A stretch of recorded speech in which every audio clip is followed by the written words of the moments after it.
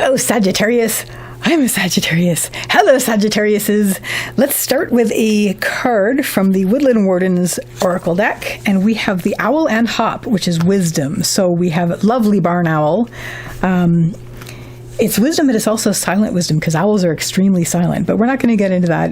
It may be a thing to do with it. But anyway, so this month is going to be, we're going to be accumulating some wisdom that maybe we didn't have before. We're going to be obtaining it. So Sagittarius, we're going to start with the runes. This is the Rose Quartz set of the Elder Futhark. I'm going to lay down the entire reading to start with. Both of those wanted to come out at once, but they are going to lay down like this. I'm laying the entire reading out to begin with, because that's what I'm going to do. So, Sagittarius, this is a month where you're going to be very much, whether you're focused on it or not, this is going to be a month where you're going to be taking in some wisdom that maybe you didn't have before, which is very, very cool. This month, however, your central issue is Rhytha reversed. So Rhytha is the journey rune. Reversed, it's either a pause in a journey or having an inner journey, both of which are absolutely possible simultaneously. So you may have to pause a journey that you've been moving forward with, or maybe you're drawing a journey to a close that you were on outwardly. Either way, inner journeys are going to be very important this month as well, to really go inward and just see what's what in your internal landscape. Leading up to this, you've had a situation where things haven't been moving forward. We have Isa, which is the rune of ice. This is standstill, but it's the standstill, it's stillness through which clarity comes.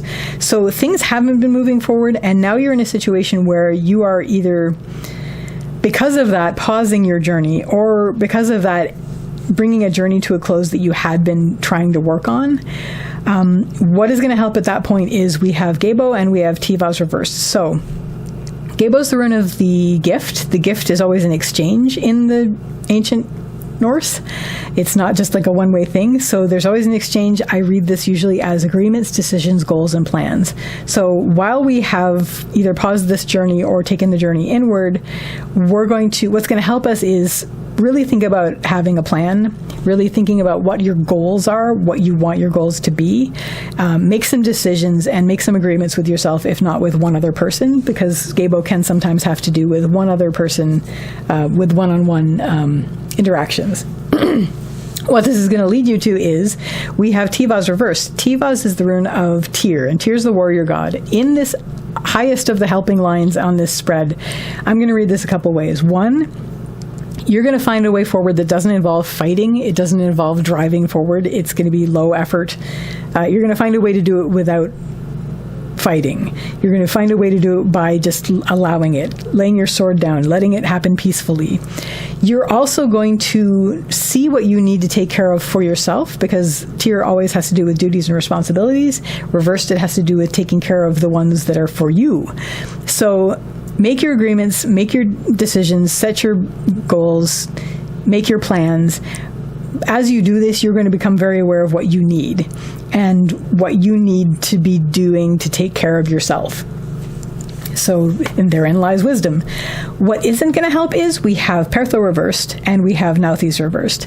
So this is basically, the lower line's always the opposite of the upper line. The upper line's always the antidote to the lower line.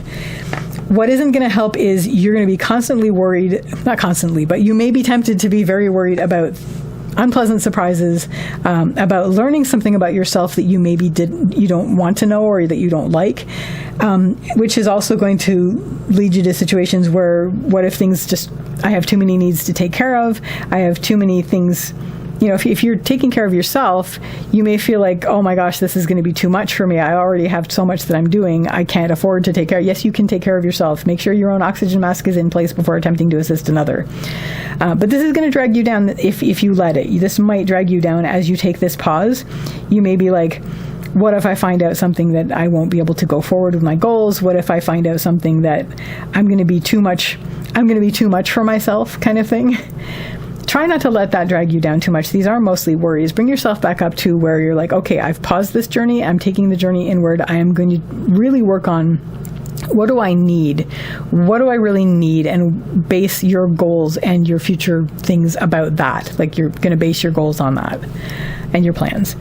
What this is going to lead you to by the end of the month is that you are going to have a really good plan and path forward. By the end of the month, Sagittarius, you're going to see your path ahead of you, and you're going to be taking it step by step. You're going to have a plan. You're going to know what you want, and you're going to know what you need, and you're going to be taking it step by step, moving into the end of the month. You're going to be patient, but you're going to be sure that as long as you take these steps, you're going to get where you need to go. You're always going to get where you need to go anyway. Such is life.